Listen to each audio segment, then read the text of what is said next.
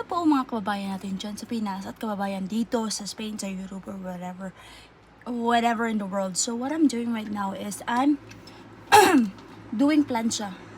See. No, so ano bang ganap natin today? Today we are going to the beach. Beach no. We are going to sa dagat po tayo ang punta natin today. And before that, planchahin natin ang ating susuotin kasi para di tayo magmukhang ay pisti. Para di tayo magmukhang gilayog, no?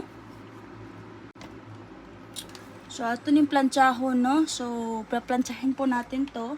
Nag-breakfast na po tayo at nag-breakfast na din kayo. You know what? I-share ko lang. It's the best thing one of the best thing I bought here in Spain, no? Yung, itong iron na to. Wala.